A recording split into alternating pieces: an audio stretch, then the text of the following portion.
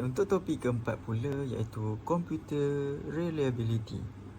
Kebolehpercayaan komputer penting kerana ia memastikan sistem berfungsi dengan stabil, mengelakkan gangguan dan melindungi data pengguna. Kegagalan komputer boleh menyebabkan kerugian atau membahayakan nyawa.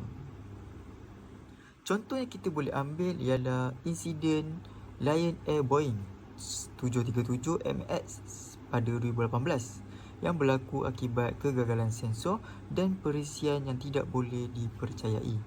Kes ini telah menjejaskan nyawa dan industri penerbangan itu sendiri.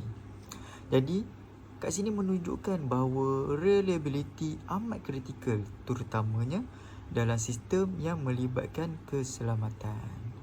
Untuk mengetahui lebih lanjut berkenaan dengan kes ini, bolehlah anda semua melayari ataupun membuat carian di platform Google.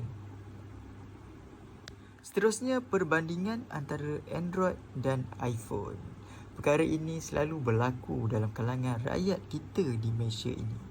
Jadi, bagi perbandingan Android dan Apple ini, Android ni dia mempunyai pelbagai jenis hardware dan tahap reliability bergantung pada jenamanya.